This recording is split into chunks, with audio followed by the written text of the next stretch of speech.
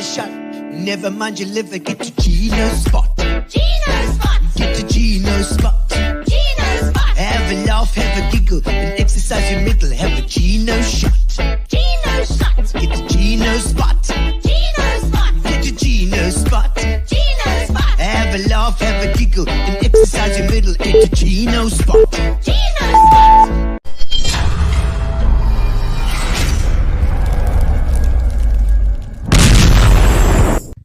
Ladies and gentlemen, welcome to Gino Spot. First one of the year, the very first one of the year, the 1st of January indeed, is part 2 of Moments, Morsels and Memories. A look back overview of our 2021 shows. 104 shows I think we did last year. And with all your support, thank you for your support as well. We've got some of the regulars, Wendy Thompson, Brian Wilkinson, Kathy Marsh, I'm thinking Brendan Kelly and Carol Jacobs. I think they've watched just about every single show, and we are so thankful. And we love you. We love the fact that you're supporting like this, because it keeps us going. It keeps us sane, indeed, during these times. So Gino Spotlight Part 2, the Moments, Morsels and Memories from 2021. Let's dive straight in with Adrian Gardiner. How did you get from Zambia to here? Yeah, I'll tell you, it's quite an interesting story, is that obviously my dad was on a mine outside Bulawayo called the Bushlick Mine, and he met my mother there, who was the daughter of the general manager, and that mine closed. And so they went up to the copper belt in Zambia, where he was on the mine there. And so then it was during the war, and he tried to go to war, and they wouldn't let him go. And he was actually caught in the Zambezi in a canoe trying to go with his mate, and sent back again, because it was an essential service for the war, the copper, for ammunition and everything. And then when the war finished, we moved, I was born in 43. And in 47, we moved back to Bulawayo, where he was born and grew up. And then the interesting part of that story, to give you this full circle, is that him and his friends then, because that mine had closed, converted the mine into a school, and it became Fulton College. And my brother and I were one of the first there. And so that was an incredible part of my life, being a pioneer at the school. And I think that gave me a lot of my entrepreneurial ideas in life. It was quite incredible how really Rudderfontein got on the map in Plettenberg Bay, because Terence Millard was our trainer. And then we got into the horses in a big way. And I don't think it's ever been done again, is that we had 8 Group 1 winners in a year. We had Horse of the Year, Filly of the Year, and Sprinter of the Year. And it was just one incredible year. And I was walking on the beach where I had horses with Graham. And I walked one day on the beach with him in Muizenberg. And he said, "Look, Adrian, I'm going to give you some good advice." He said, "I want to tell you something. Don't put it back. It'll never happen again." And then luckily somebody came along. I was in Zimbabwe at the time. Somebody came along, and quite an interesting character. He came and bought the farm. And, everybody was surprised, because we just sold it. And then I ended up with a hell of a lot of horses, which we put into the public company that was on the stock exchange. And I'd sold the real estate, and the horses went into the public company. So I got some cash, preference shares, and ordinary shares. And then that thing didn't work, and we turned it into a cash shell in the end. So it was an incredible ride, the horses, I must tell you. We had great success. And I will remember those days very fondly. When I was brought up in Zimbabwe, besides the school, my dad was involved in cattle ranching. And one of the farms there was, believe it or not, 150,000 hectares, which had its own game reserve in the middle of it. And so we were exposed to wildlife from a very early age. And I think that really gave me the thing that I really wanted, my patch of Africa. So I went back to Zimbabwe, and thank goodness I didn't find anything there. Went to the traditional areas around South Africa to find a game farm, and realized pretty quickly that if I didn't find something quite close to me, it wouldn't work, because I wouldn't get there. And, then I was at a cricket match, and a friend of mine sitting next to me said, "There's a farm for sale just outside a place called Allisdale." And I went and looked at it, and it was a small hunting farm, only 1,200 hectares. And that was the start of another journey. Gee, was that, I suppose as the farms are around, you were able to buy them, you could make it larger.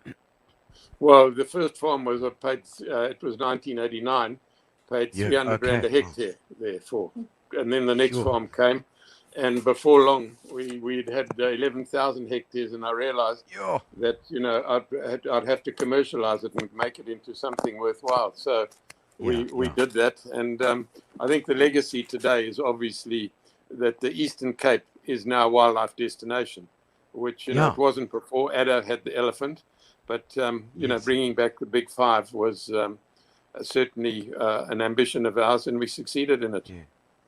Yeah, and then obviously, the biggest help in my life was obviously the incredible relationship I had with Dr. Ian Player. When everybody was laughing at me and said Shamwari wouldn't work, and this guy lost a couple of years, he was there for me all the time, and then he brought some incredible conservationists and introduced me to incredible conservationists around the world. And I think anything that you do, if you get endorsements for it, that's a big help. And and he was incredible, and all the other conservationists that came there were also of great enthusiasm and thought that this could work. The sadness of this, and as you said, the entertainment industry, and good friends of mine are the Mango Groove people, John and Claire, and when we released the lines into Shamwari and did the big five there, that was the last ones to come in. They sang that night at our reserve where the lion sleeps tonight. Lovely. And I was speaking to John earlier, and he just said, you can't believe how your industry's messed up. Well, I said, if you'd like to come and sit in my chair where we've had properties closed for 14 months, no income. We've tried to keep all the people employed, trying to do everything. It's devastating. And I was talking to somebody this morning, and I said, all I can say is I'm very happy that I've lived when I did, but I didn't expect to have to face this mess at this stage of my life. But, we look at it all and the opportunities. I don't think I've ever had stress before, but I must tell you in that these current times is definitely, I've learned that there is such a thing as stress. But I think that we'll overcome it. There's going to be different ways to do it. But, I've also said to many people is that I've climbed a hell of a lot of mountains. But, I've seen a view. With this one, there's no view because we don't know when it's going to finish. That's the frustrating part about it. Okay, well, what makes you laugh no matter what? Yeah, you know what I said? I spoke to Shirley Ann about it. You know what it is? Sometimes when I hear, and I say it with respect, when I hear these talks on TV, when these politicians start talking, the biggest lot of drivel you've ever heard, and you just say, you just want to laugh your head off because, but you've got to give them credit because they can bullshit their way around, that they actually think we're going to believe it. That's politics for you. Yeah, so it's a laugh. And it's sad because, I honestly believe that if, and I think Madiba did it right. If you remember who his cabinet was when he started, there were a lot of very intelligent businessmen in it, and if you want to run something properly, if we need politicians, but they need us probably more than we need them. Yeah. I mean, you know Cyril though, don't you? You've worked with Cyril before. Yeah, I mean, that was through Graham Beck. Yeah, I've been very fortunate. I obviously met Madiba at the Saxon, and, because that's where he went before we opened that hotel, and I've met him there. What a privilege it was. And then, obviously, following him is that President Mbeki and his wife eventually got her to join us in the Wilderness Foundation as a trustee of ours. I think an unsung heroine. She really does work for people and does a lot of work there. And I found him to be incredibly interesting to talk to. And I know he's had his issues with HIV and everything. And then and the other one was McClunty. Obviously President Zuma. I didn't have much, but I met him. But Kgalema and I and his wife have also become good friends. So and then obviously now following with Cyril, and I met Cyril through Graham Beck because Graham Beck helped him in his business in Kangra. So we did know each other quite well from that.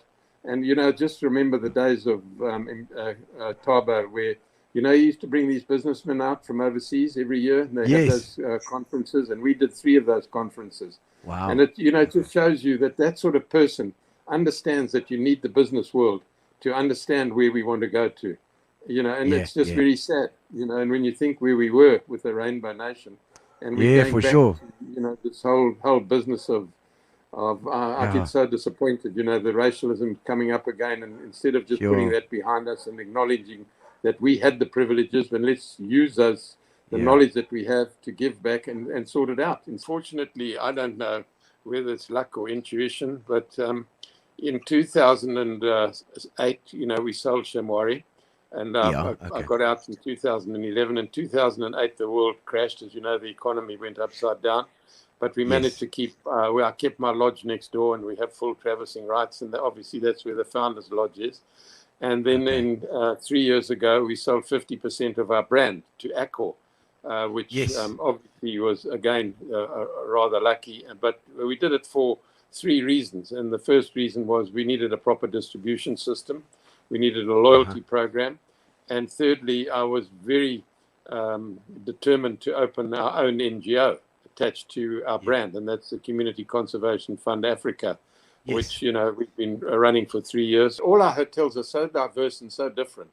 What has been very interesting for me is that Accor are absolutely intrigued about our brand. They're the second biggest hotel group in the world, and we're a little pinhead in their thing there. But everybody in Accor wants to know more and more about this, the group and what we stand for, and that's inspiring. Gino Spot has always been uplifting, and I'm always a little bit reticent when it comes to controversial guests. Gary doesn't mind at all, as per his personality, but I'm always a little bit nervous. And one of those guys that you never know what's going to happen on your show would be Renaldo Gouws, controversial DJ, DA councillor, and local YouTube sensation. What's your guilty pleasure? My guilty pleasure is definitely watching YouTube videos. That's my guilty pleasure. That's when I just and smoking electronic cigarettes. No, this is not a guilty pleasure. This is like healthy compared to me smoking 30 a day. The most controversial opinion that I have is that the death penalty should come back. Whoa, really? Yeah. I'm on the other side there.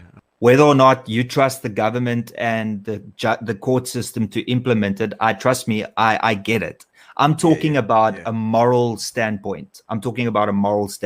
And like you said, it's a controversial topic, and that is my most controversial opinion.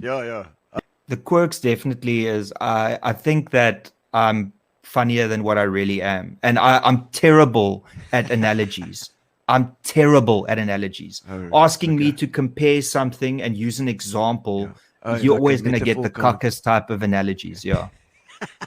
Oh, yes, my wife is right. I've got a phobia of... No, it's not a phobia. It's just I don't allow people to touch my knees. It's like... touch your knees? Yeah, it's grillerig. That is such a beautiful Afrikaans word. Grillerig. That is weird. That's a little bit weird. No, it's just... Well, yeah, okay, it is weird. Did you I just have, don't like people when you were touching my young, knees. was there somebody that used to touch your knees? A stranger danger. No, none of that. No. You touch me over here, and you touch me over here. No, none of that. It's just I fell on one of my knees. I fell on my knees once, and it was the most excruciating pain. And now it's just like, it's overly sensitive when people if I touch it, I can't even touch my own knees. It's like just no. So when I'm in the shower, like the most dirty part is my knees because it never gets washed. So yeah. That is good. Gary's falling off his chair on this side. Yeah. If you were arrested with no explanation, what would your friends and family assume that you'd done? Oh, they would probably assume that I spoke my way into an arrest. That's what they would. I would have souped cock with somebody, and I would have my mouth. So my mouth would have gotten me arrested. Yeah. That's it, without a doubt. Someone tag Wayne Callis, because that's exactly what he does as well. Yeah. Like people talk their way out of shit. I talk my way into shit. That's how it, Indica. Okay. Indica, and I'll say. What's the most imaginative insult you've ever come up with, and who was it directed at? Look, so that's an interesting question because whenever I pick a fight with people, they either tend to end up in jail. So we've got Andile Lungisa, and we've got what was the previous spokesperson? What's the convicted criminal's name? Who was the spokesperson for the Metro now? Come on, man. So, Roland Williams. Roland Williams. Yeah, both those convicted criminals, you know. So yeah. So I would. What was the question again? I just wanted to get that in there. That's fine. Hey, do you do practical jokes? Yes. Yeah, I do. And I can give you one prime example. So the worst practical joke that I've pulled is where I actually sort of told somebody, I played a prank on somebody that they were late for a meeting that didn't exist, and that I had to tell them that they are fired because they missed that meeting. That was the practical joke. Yeah. Because it was believable because I'm an industrial psychologist. So it was really, really cool. But I love practical jokes. I mean, cool. I'm so into practical jokes that I actually bought fart spray from Amazon. The worst. I mean, it's so bad that I Googled what is the worst smelling spray you could find, and then I checked at the reviews, and then I bought 3 bottles of it. Not 1 bottle, 3 bottles, because I knew that I was going to use it more than once. Fart spray. Yeah, well, me apparently. What do you think of tattoos? Do you have any? Yeah, I've got let me brag. I've got on your knees. Okay, so I've got one here, and I've got one on the other shoulder, and then I don't know if it'll actually come through here, but I can show. I've actually got one right there. Okay. And then no. What is that? Okay, what is that on your shin? That's a murder. So this is, if you look there, it's not the Illuminati. Oh, it's not the Illuminati. No, it's a mouse with the. So that is the Eye of Providence, which is the Trinity God, right? It's the first time that somebody painted the Trinity God in a painting. You know, the Jesus, God, and the Holy Spirit, right? And then every tattoo I've got has got a meaning. So all of this is got to do with these things here around it is honeycombs, and that signifies problems that I've had in my life that I've overcome because of God. Okay. So, and then I've got the tattoo in the back here, which is yes, sir. It's an owl with a sugar skull.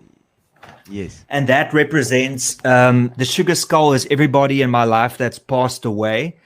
And then the owl is owls are known for knowledge. So it is the knowledge that the people that is passed on in my life has bestowed upon me. So every single tattoo I've got, and then I've got one that I can't show because you'll have to see my underwear, and I don't think Spa will be happy with Wendy? that. So. Say Wendy, and then no, the one on the side I've got is it's got life and death. So the one is death tattooed in. It's a mirror image of Jesus with with the crown, the thorned crown, and then the other one is death. So it's like everything inevitably leads to death, but God saved us, so we'll never ever truly die. If that makes sense, it's very deep. So it's very, very deep. Your faith is strong. Your faith is strong there. Yeah, look, I mean, I'm not a church-going Christian, but I am a Christian. You know, if that makes sense. I don't sit voor in die kerk and all of that stuff, but I'm very religious. So yeah. Okay, what's the most physically painful thing that you've ever experienced? It's your knees. Kidney stones. Oh, kidney stones. Oh, somebody said that. One. It was Mimi. Mimi said Let me be accurate here so that you can get context. Okay. A kidney stone that was 12 millimeters in diameter. Let that sink in. Holy crap. That's like a 1.2 centimeters. Oof. 1.2 centimeters. No, I didn't pass it. They had to cut it out. I was going to say, because that would have been like the freaking Sacramento cannon there. And listen, can we just settle this now? Because I actually spoke to the nurses, right? And the nurses there had children. And 2 of them had passed kidney stones. And they said for them, with, knowing that it's harder for a man to pass a kidney stone, it was the most painful experience ever, more than childbirth, right? So to everybody here, they would like to argue about, I gave birth to a child. Well, no, I've experienced the most pain, which is a kidney stone. Thank you very much. Good night. Okay, what's the most amazing physical feat that you've managed to pull off? But I would say doing a 25-day stint of DJing during a December period where I DJ'd for every night. So I DJ'd from 8 o'clock until 4 o'clock every night for 25 days straight. Holy moly, that's hectic. That's like I think that's an iron DJ on its own, right? Do I get an iron DJ for that? You get a prize. Yeah, exactly. There we go. All right. There we go. In case you didn't get enough out of it. Yes. Don't worry, I'm going to send you a whole case as well. So we're going to. Thank you. Well, there we go. Thank you, Fitch and. There we go. Thank you, Fitch and Leeds. Yeah.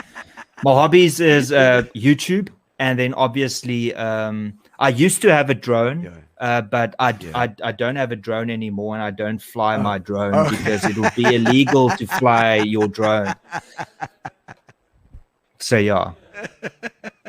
Okay, no, that's cool. I miss that damn drone so much. Yeah, it must be terrible. It must be terrible. One of the things that this show has kind of managed to do is to bring people together, and specifically from the entertainment industry, where people have been locked down and not able to work. We've had people on that have been able to connect again with not only with their audience but also with their friends and people in the industry. And of course, the entertainment industry was one of the hardest hit. And Craig Hort came on with some of his friends who were very, very keen to let us know all sorts of stories from the past. Duncan Crisp and Shane Barnes came on as well to give Craig Hort a little bit of stick.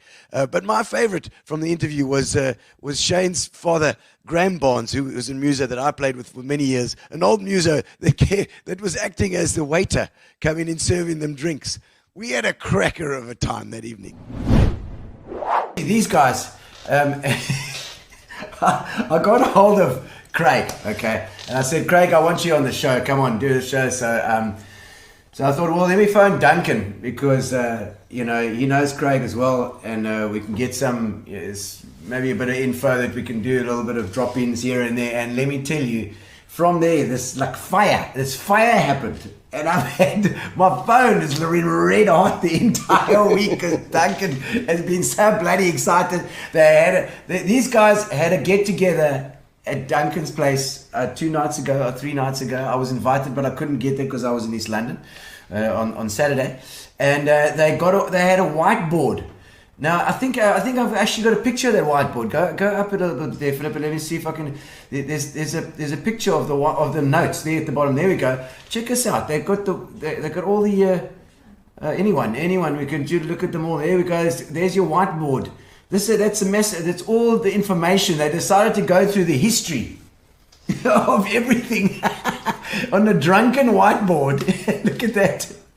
It was a great evening. My God, well, I'm glad I gave you a good chance to get together and look at how untidy the writing is at the end of the night. It's like dyslexia 101. The problem is that the youth today have about a 30-second lifespan memory. Cram all the top hits into 20 minutes, and then what? All right. Yeah, that's the problem. So 20-minute set. Designed, as dance music is designed to make you dance.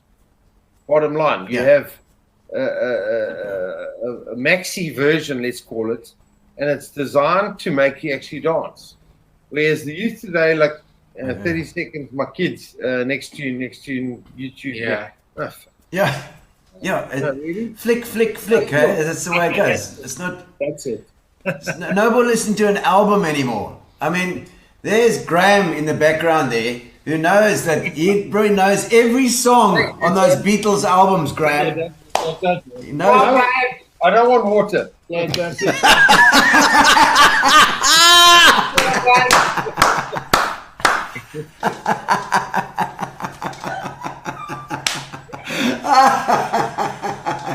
Go on, Graham. I've jammed many gigs with Graham. Let me tell you, he's great. He's a wonderful man. I love that man. Like a legend. He taught me how to build basement. Yes. It took us 20 minutes to find our bed after that, but yeah, it was phenomenal. There we go. No, Wayne Cecil saying Duncan's mouth looks dry. Thanks, Wayne. There was this DJ was just saying that he's in the right place now because you referenced a maxi single, a maxi version. Yeah, the big thing was 12-inch. Like when we went to 52 one night, Craig and myself, and we heard Munro Munich play Armand van Helden's Ma Ma Ma. Okay, and we went to the turntables and we tried to read like this. And it was a white. We begged him to, you know. There's so many people. All right. If I wrote a book, I'd probably in those days. Oh, there we go. It plays mini gig played at Illusion with Taxi at the stage door. Graham, there we go. Taxi. Graham, your dad, of course, Shane is Graham. He played with Taxi. He's got to get drinks. Yeah, sorry. Oh, shit. Yeah. There we go. Keyboard player for Taxi. Taxi, of course, with Harry Lloyd and was it Cyril Hotel on bass? Right, yes. Robbie drums and Robbie Fisser. Remember Baldy from the Spit? Yes, Baldy. Yes. Yeah. Absolutely. Roger Grant. On guitar. The rock bands I ever played in. And there's so many people, You know? so many friendships we've made. Yes, we failed. Yeah, amazing. Yeah. Oh no! Somebody says, much as you hate it, deep down, the captain gets it going. So true. Guys, thank you very much. You know, I'm challenging you. Oh, Graham, you're a legend. Ciao. No, going well. Running obviously the wedding side and the corporate side, but corporate side at this point in time not really happening. Obviously with the whole COVID story going on. Yeah. But weddings, thankfully, are coming back in. Okay, now, Oaks, before you bugger off now, before you cause too much cuck with us. like an old couple. Oh, no, guys, before you go, are you guys going to have a reunion gig? Are we going to do a fat party when the time comes? We're going to call it the Enjoy Yourself Party. Yeah. How original! Oh, did your waitress back? Thanks, Graham.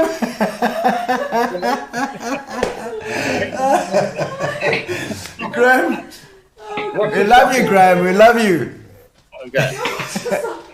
The first show that we travelled outward bound all the way to St. Francis Bay to interview was Natti and Mark. Natti's Thai Kitchen, of course, part of PE's Fibre.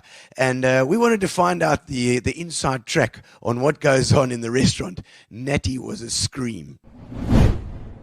Natti speaks to her mum every day. Every single day. Every single day. 3 o'clock, on time, like newly poured. Oh, lovely. At the moment, because it's COVID, I can't get home. Yes. Okay. Do you normally make regular trips back? 12 years. Okay, wow. Natti gone Thailand. Natti gone Thailand. Yes. So that's time when the restaurant has to close? Or? Yes. Okay, wow. And it's quite a nice thing that people understand that. They do. And just remember, for 25 years of cooking, I'm the one cooking. Yeah. I'm the one doing all the preparation. Wow. So everything. Still. Yes. You're not interested in No, getting a staff there. no, they just keep clean up. Okay. Just for cleaning. Just clean up. Okay, so you like to keep your hands on there? Yeah, I'm hand on. Yeah. Absolutely. And Mark, you just been out front. Yeah, I've been out front of house. Chatting to the yeah, that's pretty much stuff in the kitchen. I get chased out the kitchen, which is normally pretty much what I want to happen. And then I just handle front of house. But the trust each other, that's important. He's my best friend anyway. When the shit hit the fan, him to know first. Absolutely. It's like it needs to be like that. Yeah. It needs to be. It's fine. Now, especially in our game, I mean, if you had loggerheads, man, it's just especially with in a relationship or a marriage, it's like in trying to both of you be in the same place and run a restaurant. Yeah. There's going to be we got an odd. Saying sorry, I mean, or like holding that grudge. Sorry, too late. Yeah, too late. And holding that grudge is actually pointless. It's like that's not the thing. But clearly, when your brain is clear, you say something. I say, yesterday you are cat. You know what I mean? Once you've thought about it, so you just accept your shit, what you're doing. That's it. Yeah. And it roll over and done. Look, I will hear. I will hear it. Hear about it. Yeah. We can have for sure. Yes. Disciplinary hearing. Yeah. We have had disciplinary hearing. A Natti disciplinary. Yeah. No arbitration. It's just her way or the highway. That's it. And I think some people thought they come to the restaurant and that have to be treated like the king and queen. Yeah. And the one thing, don't point finger at my husband. You really stop it. Yeah. You don't like Let's it. go cook yourself at home. Don't point your finger at Mark, otherwise you're gonna go eat at home. You're lucky you don't get half a wok clapping on your head. People bring their own cooler box. All right. So it's got a very like informal, like chilled vibe, Okay, Like, I mean, people go and fish their own glasses. Okay. I like that. So it's like Natty's saying. I think you were kind of saying that it's you're part of the family when you come in. Yeah. That's correct. And I also find that you get diners that like to go to places that they know the food. Yeah. And it's consistent, and they don't have to order. Yeah. Like a lot of the people that come to Natty's will just say to me, just bring us some food. Remember like the last time we were here. Yeah, okay. We had this and that. Just do the same, Or yes. Cloud Street was I would say was like the original roots. That was the Natti roots. When we opened Natty's roots. Fully booked for 6 months. Wow. You can't get in because this is small. Yes, of course, yeah. And I used to say to my close the door, we got nothing to sell. Sold out. We sold out everything. And then we start from 9 o'clock in the morning and we do lunch as well. And of course, those days we going home like 4 o'clock, 5 o'clock, and next day going again. Like a machine.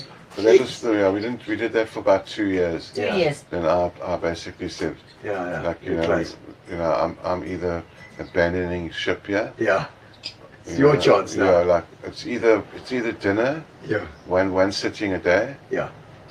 Or if it's 2, I'm out. Okay. Helped you start this thing. Well done. Yeah. Carry on. I'll go find something else to do. Go back to your old job. Oh, yeah. At least you only finished at 9. Yeah. Would have been like a normal 8 to 5. I think the dumbest things I do is trying to do DIY really. Oh really? Yeah. DIY and me have never really been a great partnership or friend. So I love it. Whatever I've built has collapsed. Okay. Remember coffee table you make from? One leg missing. Yeah. And he said, "You're very nice." I said, "Yeah, Dad." No comment. A coffee table you made, one leg missing. and when do you love Natti the most? I'll tell you when I love Natti the most. When I sleep. It would be either when she sleeps or 3 hours after she's woken up. Oh. She takes quite a while to warm up. I see. She warms up. Yeah. She is okay. Yeah, she is. Don't wake you up. Morning Not a person morning at all. person. I'm a different Natti. Well, just remember that we went to Thailand and they thought as the woman got a foreigner husband, they must be rich. That their concept in their mind. Yeah. And the older they even worse. My parents couldn't tell anybody where I'm married with him. Yeah. Because that can be a bad side. Because I went obviously study to Israel. Yes. And then not many in my year, in our age, not many people go study overseas. Absolutely. And then end up with a Frankie. Foreigner. Foreigner. Yeah. And I remember the day we got married, we in Cyprus. I phoned my parents. You remember the older day with a long telephone wire that each room had? Yes. And we live in Bangkok and we got one upstairs and downstairs. And probably in that period, and you can hear conversation, you pick up the phone. Party remember? line. Yes. Party line. And I remember, I said, "Dad, not joking, 9 o'clock, I'm signing a paper today, I'm getting married today." Not joking. And right? yes. Yeah. And then my mother, obviously on another line, she listened to conversation. All right. She said, "Where you come from?" I said, "From South Africa. Speak English. You Jewish." "What Jewish?" "You remember the Natti?" Then my mother said, "South Africa. Only bread?" I said, "No, mommy, what? That's impossible." From Africa. No, but I would say the craziest thing I've done is like using somebody else's passport to get across the border. Sweet lordy, that's a hectic thing. I'll leave it at that.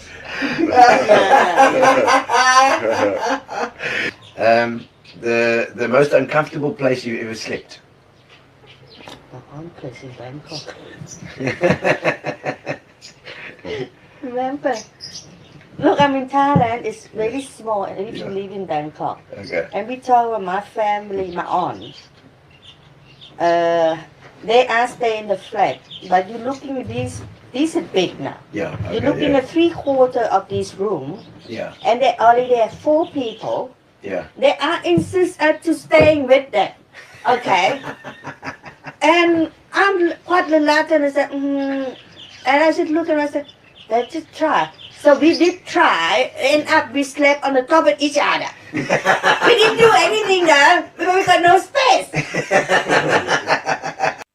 Up until now, we've done a pretty good job of keeping Mr. Cock up at bay. Technical issues can always be a problem with live streaming, and they are insurmountable sometimes. In this particular case, we had about 3 load shedding schedules, one after the other. The solar didn't work because there was no sun at the time. It was raining and we had no chance. We had to end the interview just about in the dark with a little laptop and a small little light. But Andrew Greeff was very understanding and handled it with aplomb and a bit of humor. Where did you go to school? Alex. Alex? Oh, we went to Alex, yeah. Oh, my soul. So PE, born and bred? Yeah, born and bred. Yeah, so a lot of the guys at Alex. No, geez, and my sons went to Alex as well. So, okay, well, there's one of my teachers here, Geraldine. Yeah, now Geraldine was head girl. Yes. In 74 when I was deputy head girl. I mean, I was deputy head boy. So, all right, and we're back. Okay. And we're back load shedded. Can you believe it? Another day in Africa. You know, lots of love for you there. I get it. Thanks, Sean. But always a gentleman, Andrew. No, thank you. And I get that. I get that. I mean, there was so much stuff going down in the studio always. Yeah. Difficult people. I think we were taught that at SABC years back on in those years there was no colleges you can go study. You couldn't go to Cape Audio College. So SABC in Joburg, where Auckland Park opened. Yeah. So I went to work in Joburg for 3 years when Auckland Park opened. When Commissioner Street closed. Okay. So we had this. I mean, we had the best of the best there. Yeah. And I can remember them having a training session, a training school for the staff only. Yes. And there were just some principles that they taught us of this, which later in life didn't help your blood pressure. Right. Because actually, fun when your cardiologist says, "How come you always stay calm?" And I said, "Well, I was taught this." He said, "Yeah, but your heart is going, help me, help me." Please. So I can remember that, and so we were taught, if you stay calm in a broadcasting time and that type of thing, you'll find the fault. Yes. When it's chaos, you're going to find it cool. So find it, trace with the fault. When the lights go out, get the laptop up, put on the video. Like I just saw now, you and Gary was as calm as ever. Calm as cucumbers. Yeah, I mean, I felt quite intimidated. Just they didn't say a word. You just did it. You got to go. Guys, you have seen nothing behind the scenes, really. Creepy April Fool's Day. No. Listen, I was hoping he wasn't going to say that. Come on, bring it. April Fool's Day, I get this call. Now, in those days, cell phones didn't exist. So I get this call to my house. Yes. And Robbie says to me, my car's broken down in First Avenue. Okay. So I get into my Cortina and I Cortina? drive the Cortina. Yes, a big 1600. 1600. Okay. So I drive to there. I get to his car. He's got a Forenza. I remember the Forenza as well. Yeah. So we hook it up. I tow it, check it, hook the thing up. I tow the guy all the way back. Would you do this to a friend? You would never do this to me. Tow it all the way back from First Avenue to his house. Get out of the car, untie the towage, everything else, and he starts to and he shouts out the window, "April Fool!" You yes, yeah, nice guy. The most embarrassing moment was UPE Tartan Track. Oh yeah, Friday night, the athletics finals. Yes, everybody's there. The stadium's full of people. It's one of those nice warm nights. Nice. I'm in the 100-meter final. I can imagine. Everybody please report to me. 100-meter final. 100-meter final. I was in, I think, grade 12 or 11. Yeah. Sprinter and everything else. Spikes. And do you remember those sprinting shorts? Those thin, they're very thin. Like, and then they've got a big slit here because the sprinters, you can stretch. I mean, I've got one similar. Yeah. No, it's not the. Oh no, please, no, you wouldn't be on TV, So so we had tracksuits on because we were warming up and everything else. And the stadium's full of people. Yeah. And the starter, Mr.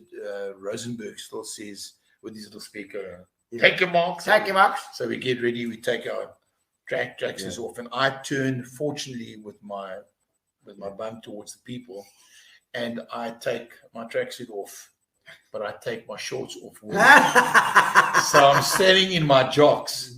And I don't know it, so I'm putting them off like this. My soul. And the guy from Andrew Robbie sitting up, and we know each other well because we used to race against each other. And he looked up and he collapsed. Andrew Robbie. Yeah, I'm standing in my job, and you know those vests that you run with? They're short.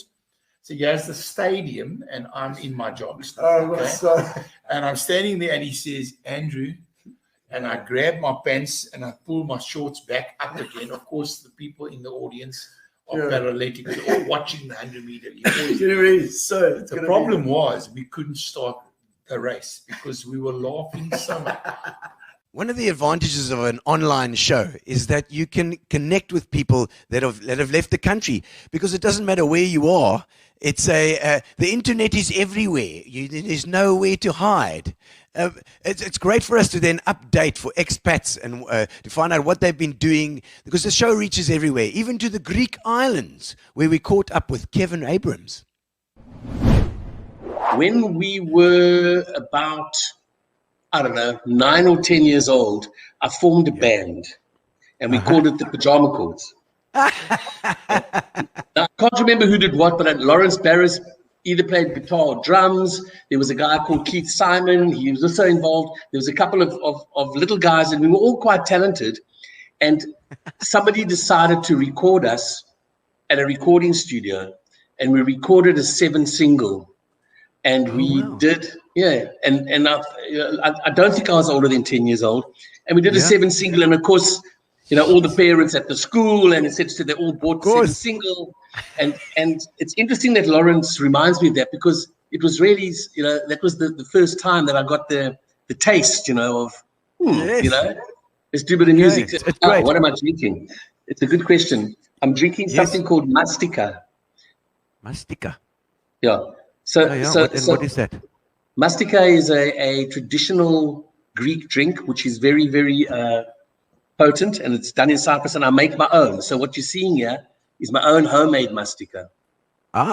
Right. We're doing a lot of that here as well. Since if you think I've got a suntan, it's not the sun, mate. Are you playing gigs in Cyprus? Yeah. Nikki, I'm not playing gigs yet.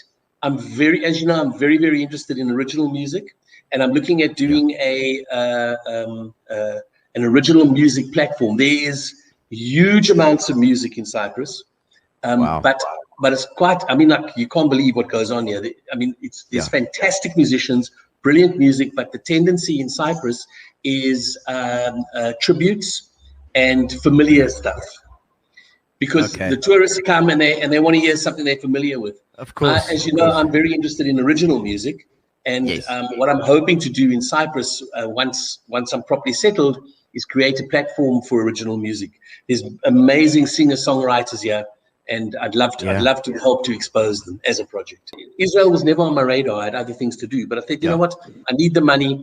I trust my buddy, and I've made my way across Europe and crossed over the Mediterranean and arrived in Haifa on a Sunday morning. Yeah. And then I hitchhiked to Tel Aviv. I had about 10 cents in my pocket. I met my buddy. I went. Well, you do when you're young, I went onto the streets of Tel Aviv. I took my buddy's dog. His name was Jess, and she was like a really sad-looking dog. Oh, shame. And I put it next to me, and everybody was giving her money. It's so cool. And everything went really, really, really well for me that day, with a whole bunch of good things happening. So I invited, this was the day I arrived, I invited Jeremy for a drink at one of the biggest pubs in Tel Aviv, which was called the White House. That's what it was called. And standing behind the counter was a very, very, very, very beautiful woman, 21, 22 years old. And the owner of the White House, because I came with my guitar, he said, play a song. If the people like you, we'll give you drinks. So I asked this very beautiful woman, what song would you like? And she said, Southern Man. By Neil Young. Oh, Southern Man. Wow, okay. Southern Man by Neil Young. Oh, Southern. Imitate my lovely accent. Yes. I see, Southern Man. So I sat down, I played, the audience went, yeah. I turned to her and I said, what do you think? She said, it's not good enough. I went back to my buddies and I said, you see that girl? She's mine. Then I came every day and I tipped her every day. I tipped her everything I earned on the street. And then she invited me over one evening, and here we are since then. And one thing led to another. Oh, my word. Kevin Abraham, my word. We've got some amazing memories together. One of particular interest is the night we went out for Thai food. Kevin and Michal and myself. I think it was just the three of us. It was a very cold night. So hot Thai food was really nice. And then I believe we had 1 or 2 whiskeys as well. Maybe 3. Maybe a bottle. That's what happens when you're with the Abrahams. And on the way home, when we got back to Kevin and Michal's place, I sort of opened the gate first and walked in ahead of them to find the beloved dog Echo lying on his back with his legs in the air. It's sort of like steam coming off him. And realized that Echo was no longer with us. Echo had departed. Died in his sleep happily at the age of 14. I think your dog is dead. And Michal freaked out in her lovely Israeli way, which is something amazing to behold. Michal, you've got a glorious accent. We all love it. Anyway, Michal insisted that we take Echo to the vet. Not the following day, but right there and then. So Kevin and I grabbed, I think it was Rain's boogie board, and we put Echo on the boogie board, but the Echo was rather slippery, and it was cold. It was a very cold night, so Echo was slipping off the boogie board. Of course, we both serious dog lovers and animal lovers, and we would never laugh at a dead dog, but we did start laughing, and I can't recall if Michal found it that funny, but the vet and his assistant, when we arrived at the vet at 11:30 on Friday night, the vet and his assistant didn't find it funny at all, which obviously made it even funnier for us, and we felt a bit misunderstood because it looked like we didn't care about animals, but we really did. It was just the situation that was funny, especially when we sort of navigated the corner into the vet's offices, and Echo's leg got stuck and pulled him off the boogie board once again. That was one of my memories with Abraham's. Mr. Kev. You know what? I wanted to be a champion boxer. Oh, okay. Yeah, that's the one thing that I wish I had and I never had. So my proudest moment is it's actually occurred a couple of times. So having mentored Michal and supported her in her karate journey, each time she won her black belt, then she won her first dan, her second dan, her third dan, her fourth dan, her fifth dan. Wow. And if she hadn't injured her back, she would still be doing it. Each of those moments was a peak experience for me. It was like I freaked out. I was so proud of the girl. So that achievement that Michal had, I'm not just saying it because I want Nookie later on. I really felt it. To everybody that came from, all over the place, I was amazed. I mean, Europe, Cyprus, Israel, America. Thank you so much, really, from the heart, from both me and Michal. It was cheers, Peter, Germany. Thank you so much, guys. I mean, we've had such a good fun. Gino, your show is spot on. You and Gary, awesome stuff, man. I'm definitely gonna tell everybody about it. I really enjoyed myself. I never knew the time would go by so quick. Yes, I know. As we progressed with the show, we've tried to get questions that will scratch a little bit deeper into the personalities and to our guests so that they can give us really interesting stories. And we've introduced now the Getting to Know You section and, of course, the Would You Rather section, as well as the Either Ors. I would always ask the guest at the end of the show what your most embarrassing moment is. And Dante Cicognini from Remo's let this clanger loose. Tennille, don't kill me for this one, love. Yeah. So, and I think the recipe might, I don't know if, this is, can I put two together? Yes. Because I'm sure you're going to ask me what's the most embarrassing thing I've ever done. Yes, absolutely. Okay, well, this is a combination. Okay, Are you happy with that? All right, I'm happy. Okay. So, Tennille used to live in Samantha, just off Samantha Way. In Fransby. Yeah. And, oh my God, I can't believe I'm telling the story. But anyway, I'll put it on my sleeve. Yeah. And in those days, it was probably 94, 93, 95, somewhere around there. I can't remember. But dungarees were the big thing. Okay. Akajo dungarees. I remember. The denim ones. And my dad was fortunate enough to have taught me how to drive a vehicle at 13. Yeah. So at this stage, I was probably about early 17 without a license. Okay. But he'd given up on worrying about me driving around town without a license. All right, yes. Anyway, so I had spent the night at Tennille's, and her father told me I must go home. Yes. And I decided not to really go home at the time that he told me to go home. But her bedroom was like right on the other side of the house, and there was no ensuite toilet there. Yes. So I was hanging around, and there was a bay window on the lounge that I could jump in and out of. So her parents had actually thought that I'd gone home. But now I needed the loo. Oh, okay, like you did, yes. No, not that sort of needed the loo. All right. Needed the loo. So I said to her, okay, look, I've got to go home. There's no way. Yeah. So from Samantha Way, it's now straightforward through the dip, but you go through the dip, and at the bottom of the dip, I thought, okay, well, I can't hold this anymore. So I decided, out the bakkie, found a tree, and as I got to the tree, the searchlights of the on-off lights came on of the neighbour, and then the flipping sprinkler system came on. But the dungarees were down already, so I thought, well, it's over now. Anyway, I did my business, and in a hurry, I was soaking wet, and then I pulled the dungarees up, and my God, I shat in the back of the dungarees. So that's the dumbest. That's the dumbest thing you do.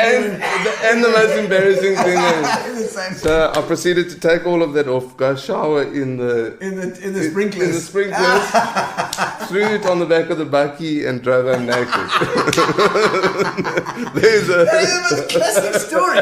Well, that's the fact story. That's the funniest story I've ever heard on the show. And in those days, there weren't cell phones, and I couldn't phone Tennille on the landline at that time of the night, so I could only tell her the story the next day. Oh, my soul, that's the most hectic story. But it's the truth, I promise. Fantastic story. You're the winner. Am I the winner? Yeah, you're the winner. One of the Eastern Cape's most beloved stars, sports legend Dave Callaghan, shared some of his fondest cricket memories. His dad, who recently passed away, yes, in Australia, said to me, Gavin and I, will you please find Gavin a job? So I said, yeah, okay, fine. He can't just sit on his backside the whole time. He needs to go and work and earn some money. So anyway, I thought to myself, while I'm playing cricket there, I might as well join him as well, earn some extra money, So we went to the local employment agency, and we put our names down. Yeah. And the one day we got a phone call to say, please come along for an interview. So we arrived there for the interview. And we found out that the job was to clean, I don't know if you know those big chimneys, those very, very hard moles in the UK up north. Like a chimney sweep. Chimney cleaners, yeah. It was about 100 meters in the sky, and I'm petrified of heights. I just said, no, I'm not prepared to do that. So then we got given a job to paint a pub called Baron Courtney's. It's just outside a place called Rochdale. And we got paint. And Gavin and I used to paint from about 8 o'clock until 12, until all the patriots used to start arriving. And then it used to be quite interesting to go in and have a beer at lunchtime. And then we never got back to doing any more painting that afternoon. And then after about a week or two, we realized we weren't making any more money. So, they stopped paying you. Barry Courtney's, yeah. Oh my word! I see. Rush me a bold Callaghan. I think it was EP Trials on the front field. No. Honestly, these guys that bring up this stuff, But, Gino, if you've got time for stories, I've got stories. Okay, so the story about that one, and it reverts back to there was another friend of mine that was online earlier, in Wayne Brown. Okay, so what happened was the big game of the season was Woodridge versus Greeff. Okay, on the Greeff field. And my mom and dad were keen to go and watch. Were keen to watch this game, and I was obviously geared up to bold rush me out because he was my man. I needed to get him out, and I was an opening bowler, the whole lot. Okay. So my parents, instead of waking me up, well, they probably did wake me up, and they went off and did their morning shopping down in those days, probably the shopping centre down in the old Gouws in Becky Main Street. Yeah, on the main street. They went down. Okay, Bazaars. Yeah. No, not AK Bazaars. What's the other one? I think it's got all the ships in it and that. I can't remember it. Anyway. Garlics. Somewhere down there. Anyway. Yeah. So off they go and they do their shopping, and I wake up and fall asleep again. And when I woke up, it was 10:30 already, and the game started at 10. Oh. So you weren't allowed to drive to school in those days. Okay, so I buggered that. So I jumped in the car. I had a little Beetle. My mom and dad had a Beetle. I jumped in the Beetle, and I floored it up to the school through the front gate. I didn't matter. I was in the, and as I'm going past the front of the school, the rector, Dieter Parkendorf, was waiting for me. Stopped the vehicle. I had to go into his office, and explained to him, and then got 2 cuts for being late from him. Okay. Then got out, walked in, got into the car, drove another 100 meters, parked the car in the car park outside the hostel at Greeff. Yeah. Then go into the change room in the hostel, and there was Rod McLennan and Ethel McKinnon waiting for me, and they gave me a mouthful as well. And then when I walked out onto the field about 45 minutes late, Wayne Brown came up to me and he said to me, "I'm punishing you." I said, "Oh, what? Oh, no." He said, no, you're not bowling until after tea. And I said, "Oh, you can't do that to me. I want to get on and rush me." Anyway, Mark stroked 140 that day. He had a really good innings. Because you weren't bowling, that's why. Yeah, no, well, I mean, I had my opportunity, but it was with an older ball, you know. And then come the end of at the end of the innings, I go out to bat, and Mark and his dad had this theory, okay, that if you won the toss and sent the opposition team into bat, you weren't really keen to win the game.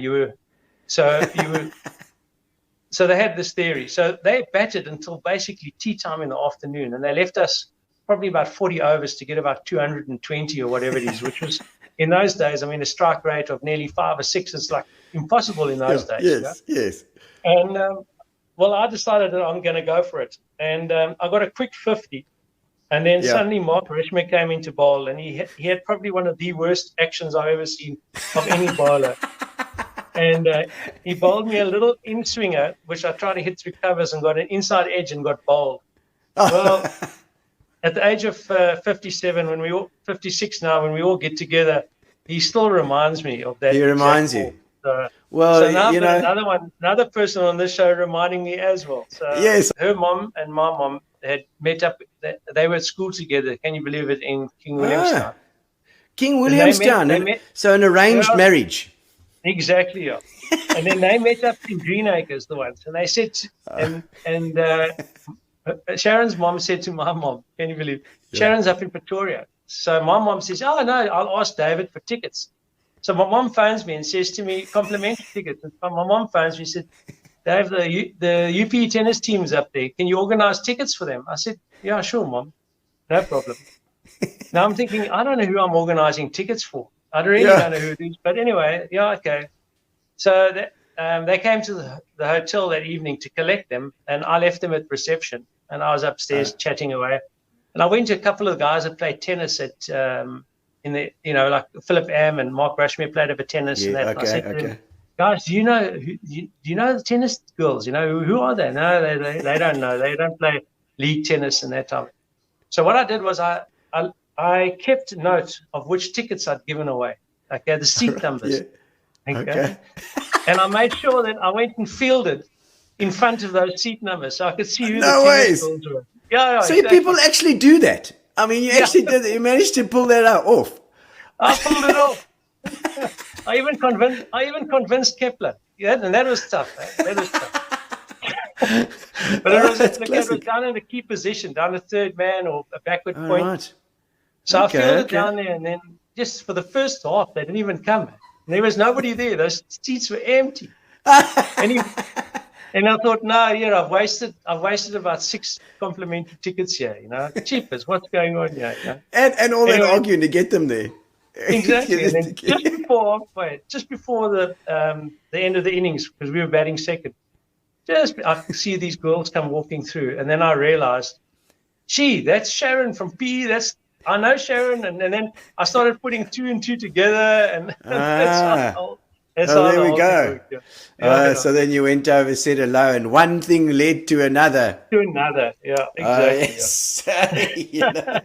Well, I was in 92, 91, 92. I was over in Australia, and just before that, I had, we all know that I had testicular cancer. So many people, well, if you don't know, I had testicular cancer, and so I was over there in the World Cup, the World Series they call it.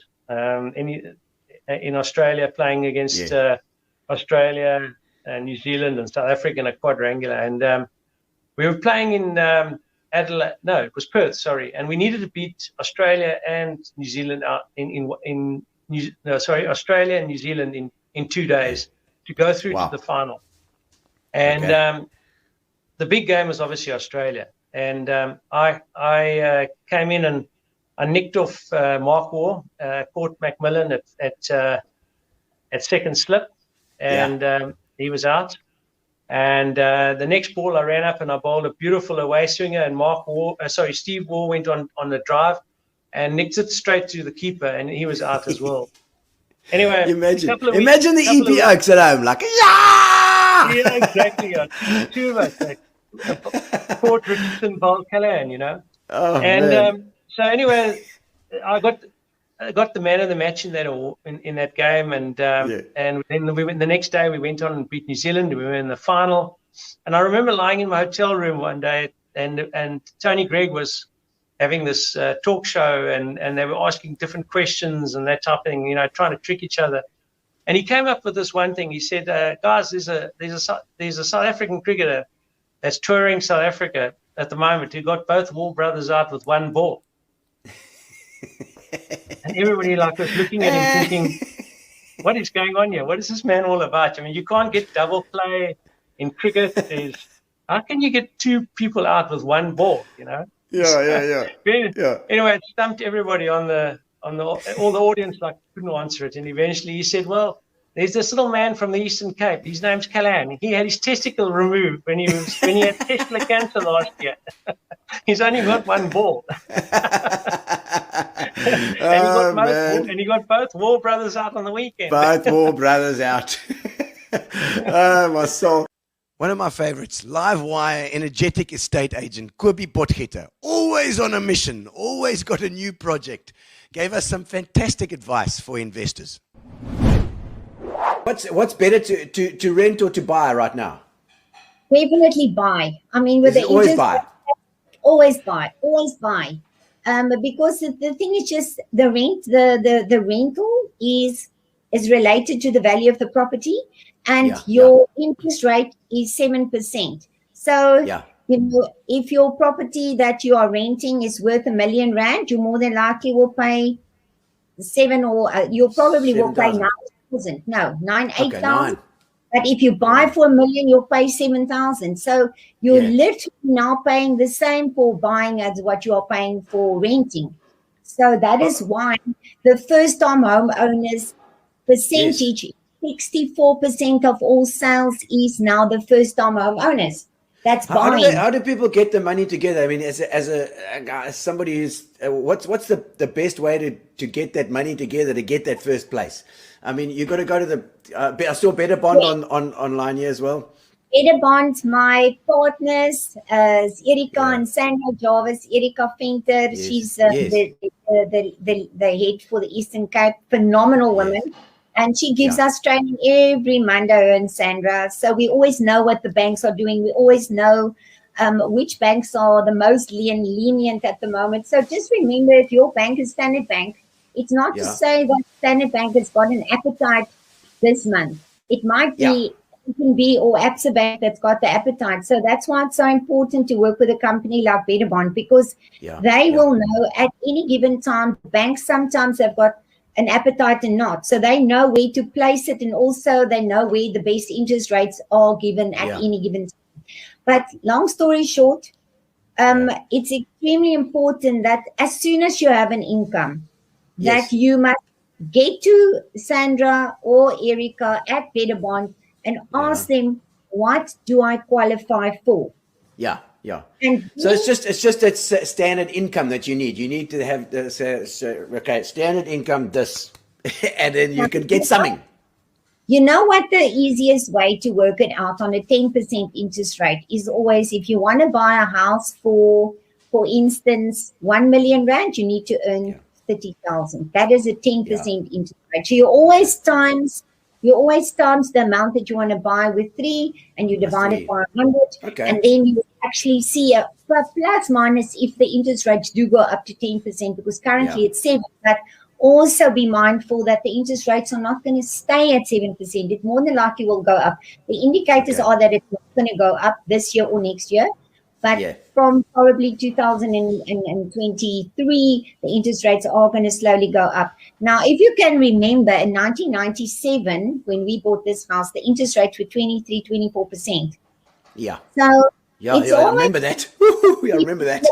In mind that it can go up again. So be mindful. But I think for now, also remember now your salary will increase, and the best thing to do is to buy that property and rather buy than rent, because that's also a way for people to save. Because at the end of the day, if you've got an asset, you can borrow money again at a later stage if you need to do something else. And also, just quickly, the property that you need to pay off is always your primary residence, and the investment properties you always need to bond to the full, so you can after some Okay. Wow. So, we give many training sessions. Lots of advice. Investing properties, so we can definitely assist and help. Have you ever had to deal with like disreputable people, like a seller or somebody who's dodgy? Yes, actually, I forgot one. As the staaltjie wat ek julle wil vertel. Ja, nee. So I get this call from this guy, and he's flying in, and I meet up with him. Now, I don't take strangers in my car, so he was following me. We rented a car. Only when I know you, and I've dealt Oh, really? I was asking for a lift sometime. No, I'll take you. Oh, good. All good. But anyway, so I show him the properties, and then he says to me, okay, you would like to put an offer in on this one, this one, and this one. He actually, I kid you not, he said to me he's got $5 million that he wants to invest in property.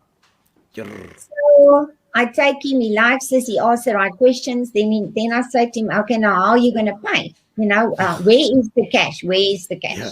Yeah. And this was now not through I haven't done all the properties that I lined up that I wanted to show him. Then he said to me, no, the cash is in Cape Town. So I said, okay. Well, is it in a safe deposit box or, at the bank? What is it? I said, he said, it's in a suitcase in his hotel room. So I think it's either drug money or crime or some kind of illegal money. So, but now I'm scared he might kill me because I now know that he's got that. So I said to him, sir, I think, you first need to get it into the system. Once it's in the system and it's in a legal, like either in a bank or anywhere that you can get it in the system, then you must please come back and we can do all the offer to purchases. But until it's in the system, I will not be able to conclude the sale with you. Yeah. You can't believe that people actually want to buy money with a suitcase full of cash. A suitcase. I've heard there are so many things that I can tell you. But it's like a World Cup soccer, yeah. We searched the country far and wide and found one of our best loved DJs from AlgoaFM had been stolen by Radio Jacuranda. So we got Martin Bester on the show, and boy, did we have a good laugh. Singing and DJing. I mean, I suppose with singing you can possibly do something else as well, so, and it helps. Yeah, of course. They help. Yeah. Do they help each other? Look, I mean, of course they do, yeah. It's all part of the same industry. I think a lot of people in our industry do more than one thing. I mean, whether you act and sing or act and sing and present, and must know our CVs. Gino, MC, drummer, musician, comedian. No, I'll say you mean voiceover artist. Yeah. Yes. Now we can do it all, but music's always been there and will always be there. Radio will come and go. They get tired of radio. They probably have been of me for the last, I would say, years, but it's going to come to an end at some point. But music will always be there. Yeah, because you also the contracts are always I don't know if you've probably got a nice contract, but I mean that's often 6 months or 3 months or a year at the most. So you never, it's like a musician, you never know when the hell your next bloody gig's going to drop out the sky. Yeah, you just keep going. I mean, my contract ended about 6 years ago, but I'm still there. That's just a very awkward situation. My fingerprint still works when I go in the door. Yeah, but it is. You're at the mercy of the audience. When they stop liking you, doesn't matter how popular you are around the passages or how much of a nice of a guy you are. It is what it is. It's commercial radio anyway, and when it's your time, it's your time. Yeah, yes, man. Because you know what was in Happy Valley was Miss Cabana. Oh right, yes. Okay. It was Miss Cabana, which was at the beach office, and because I remember that because the girls had to do rhymes while they were holding their juices, and then the one girl I'll never forget, she said, "Cabana is so delicious, it makes me think of Mauritius."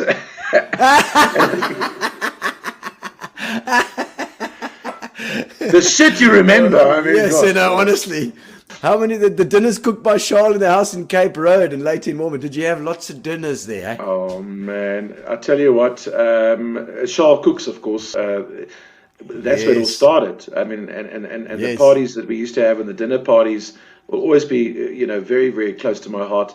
At the parties at the Penthouse, yes, I did. At one stage, we rented the Penthouse on Sant Antonio opposite King's Beach. 230 square meters of sheer pleasure, and we had it out. we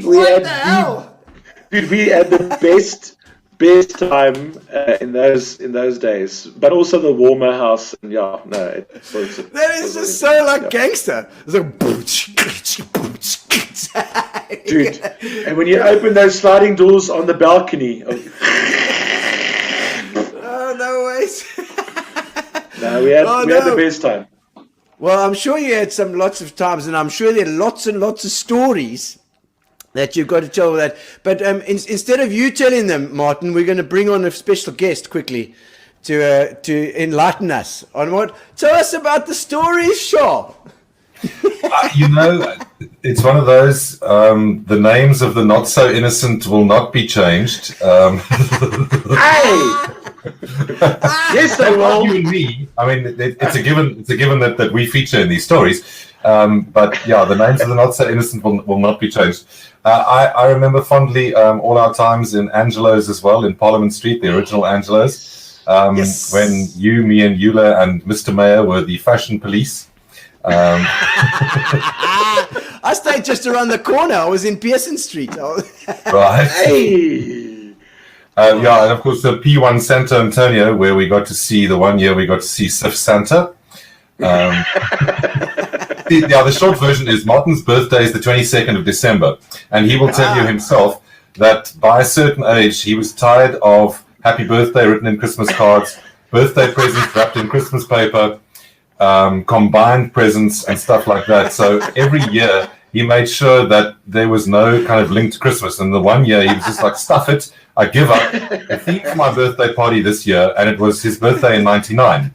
So just before Y2K. The millennium. That was a particularly memorable party because everybody came dressed as something Christmas. I went as a Christmas tree, and Paul still I wrapped lights all around myself. I took a lead with me. Paul plugged me in as I walked in through the front door. We waited for me to walk any further until the lights started flashing. And quite memorably on that evening, and one of the stories we can tell is Martin and my friend Lizette, also very good friends with Kevin Reed. She came as an angel that night, and to say that would place her in the worst dressed category or least appropriately dressed is hilarious. And what would have been the most insane photo was taken of her kind of leaning forward with a cigar, with her angel wings on and her halo on. And I don't know who took the picture, but the short version is we will never know what that picture looks like, because that bunch of plonkers then went to the New Year's party in St. Francis, where you are now, on the square, and Lizette lost her camera. Damn it. Amongst many other things. Dignity, underwear, stuff like that. A lot of Gino Spot revolves around nostalgia because it makes you feel good to remember those times. We look back at the old clubs and pubs that we all used to frequent, and some of the most popular shows have featured club owners like Roger Hilligan, Cliffie Francis, and Donovan Noyle, who brought back loads of memories in the comments from all the people that had frequented their places. Here we caught up with Roger Hilligan, who ran the famed Einsteins and Toby Joes down on the beachfront. Gunter, I knew you were going to bring something like that up. Dead ends. Dead ends. It was when some like hardcore rock music would be on, and you all had to lie on your back in the middle of the dance floor and kick your legs up and down like you were a dead end. You've just been sprayed by some doom or something. Yes. Okay. And you had to do it in the middle of the jaw. Oh, right. Okay. It was like free falling. Yeah. The free falling. Yeah. Same shit. So the DJ box is connected to the bar area, and the toilets were on the other side of the dance floor. Okay. So when it was humping, they couldn't get there. Oh, I see. There was a red bucket. Oh my God, I couldn't get to the toilet. Yeah. Oh my soul. There was the red bucket for emergencies if the ex couldn't get across. And it became legendary because that red bucket actually eventually moved from Einstein's to Indigo. And Duncan Crisp was a regular user of the red bucket. Oh, really? Yeah. That's like health and safety issues. I don't think there were any of those things back then. Back then, I didn't worry about that stuff. What did you do? Yeah. Okay, just to put in context, I think I was about 21 or something. Yeah, 21 years old. Yes. So we go and have a meeting with Costa Christodoulou. Yes. And I think I borrowed my dad's briefcase. So we could look important and shit. And he must have seen straight through that. Yeah, he sat down there and then we had a chat about his restaurant and said, okay, now we're going to buy it. Just like that. No, we got no money, but we're going to buy it. You're going to buy it. Yeah, so well, we had a little bit of, we were generating some income, but not like close to enough. Yeah, and so after some lengthy negotiations of paying it off over a year and a billion years and whatever it is, and putting your neck in the noose and the whole story, of course. We bought it from him. Jeez, like. Yeah, and I think well, I know what I did is I went off and got like 2 student loans because you could get student loans as easy as anything in the world back then. Yes. And so I stuck that money into the thing. Oh, my soul. And so you actually went and took a fat risk. Yeah, sure. No, I mean, I took 2 student loans, put money in, that kind of stuff. And and I think the bank, after a few years, invited me for lunch and said, when are you going to pay the money back? So I said, well, your policy is that you have to finish your degree. Yes. And then you have to pay the money back. I still haven't got my last subject. So a Toby mug is a pewter mug with a lid. The bar, the ones that are in your dad's bar. So I said, and he came with like, it's on the seafaring oak, Toby and Job being the mug. Yeah, Toby Jones. Mug. So that's where it came up with. Oh, no ways. Hagen, well done. Yeah, he did. He got the name. It's almost good enough for a franchise. That, well, I was thinking that. Yeah, what were you thinking? Was that your plan? Yeah, I don't know. We were thinking of it. Yeah. When it started to do so well, I mean, and it was really a golden time for you then as well. It was really with Toby's. Yeah, in those times, there's Einstein's, Toby's. Yeah, shit. I think it was.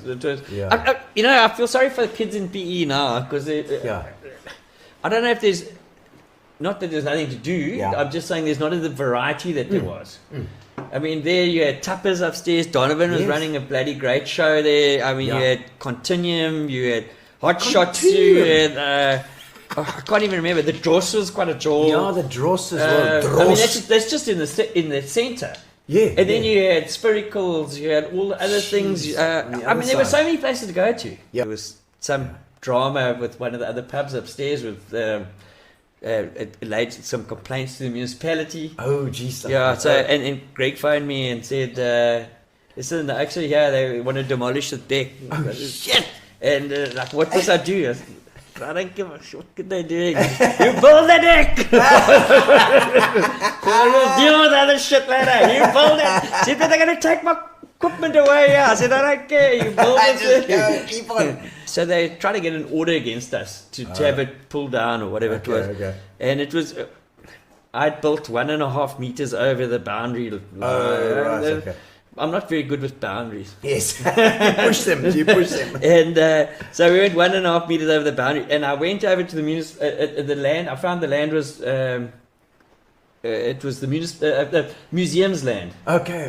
So yes, I rented 1.5 meters by 3 meters of property from the museum, and they couldn't do anything. What's the flap? The flap. The flap is the place you meet. Oh, right. It was the Indigo entrance to the bar. So there wasn't any communication. It wasn't as easy to communicate. Then we'll meet you at the flap at 10. That was the spot. You can go wander around and go for a couple other jewels, but the flap at 10. The flap at 10. Okay. Yeah, I was really pissed off with them. What? There was a motor car accident. All right. And I got put in the back of the police car. Oh, shit. Okay. And he was standing right there, and the cops were all looking over there. I said, just open the flipping latch. And I'm going to bolt out of here, and I'm going to go. They'll never catch me. And he wouldn't open the flipping door. And I told him, I said, no one's here. There's no one here. Open the flipping thing. I'm gone. I'm going to run.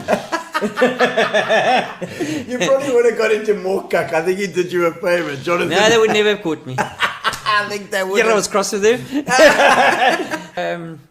I think we were in Pilsen, where they make the Pilsner full beer. Pilsner, yeah. And I think I was in jeans and a t-shirt, and it was minus 16. Yes, yeah. And I was having fun at the club, and then the club closed. Yeah.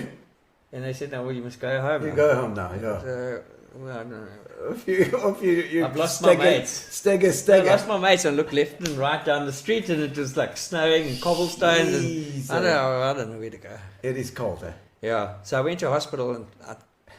Hospital? Yeah, I found a hospital. I walked and found a hospital. You dehydrated from the booze as well? No, just went to a hospital because it was warm. It was warm. I didn't live till tomorrow, you know? Yes. So I found some cardboard and I put it over myself. Oh, myself, like a homeless person. And they wanted to throw me out the hospital. You forgot about that with your most uncomfortable place you ever slept. That's worse. No, it wasn't, because I pulled up in a taxi. Yeah. And he went out to go look for. So I jumped in his taxi and I locked all his doors, and I said, "Doors on the back seat." He was banging on the windows. In the car. I'm not dying here today. Take a chance. Cliffie Francis came on and gave us a peek at the earlier era of the 70s and 80s, with all the clubs that he did, Village Green and those Cagney's, places that people would really remember with great nostalgia. And he was a quiet lad, but very interesting. Cagney's was the best. And I remember Cagney. I was like, because I was too young for Village Green, and I was just on that cusp. And I remember Cagney's well. Always go there especially on the Sunday to watch that thing. Cagney's was the best, says Cindy Miller. Many a night we left there 3 or 4 a.m. Remember Harley in the window? Yeah, that was still got the baby with me. Have you still got the Harley? Yeah, we put it into old school. I don't know if anybody went to... Yeah, there you go. Okay, there we go. There it is. Yeah, along with Norman. No, my worst was when we opened up the Village Green. And like I said, we finished putting the last coat of paint on the wall, most probably about 5 to 8. And then we rushed back to my house, jumped in the bath. We all had to take turns into the bath in the same water and rush back again. In the meantime, I told my girlfriend's mother to hold on the orders. Yeah. So when I got into the kitchen, there was most probably about 60 orders. Oh, waiting. my soul. So we were stone dead. Absolutely. We couldn't make it. How so can that was an absolute disaster. 60 orders. Yeah, no, we were finished dead. So I was partly to blame for that. All right. But yeah, it was also having no experience, and you got 200 people in to try and feed. But we learned, and we catered. After that, we did quite a lot of catering. And there must have been a lot of upset people that night. Yeah, I locked myself in the kitchen cold room. Jeez. With a couple of Frosties to drown my sorrows. Oh dear. All right, but we were also fortunate as well, just to say that we turned it into what we called a bistro tech in those days. Oh, a bistro tech. Yeah, and so discotheque and a bistro. Yeah. And Peter Wise had brought down Savuka to do a show here. Wow. And of course I knew Gary because of the tank connection. Yes. And I got hold of Gary and I said, listen, if you got an open night, and he said, yes, we can do this thing. So on the Saturday night, I can't remember, he did, Peter Wise did Saturday, and we opened up the Friday night, and we opened up Village Green Discotheque with Savuka, which was incredible. I'm sure it must have been full. Johnny Clegg, all the guys, and we gave them steak, egg, and chips, and they all were hungry. They said, no, we want more steak. But what an evening, and what a privilege once again to have those guys of that caliber. Weird man. I must ask you about the Yellow Canary. The Cagney's taxi. Oh my God! What is that from Steve? He says. Yeah, we had this. I think it was a Chevrolet or something like that, in 1946 or something. Oh my word! And we decided to use this as promotion, so we sprayed it bright canary yellow and put Cagney signs all over it, and used to ride around with this little.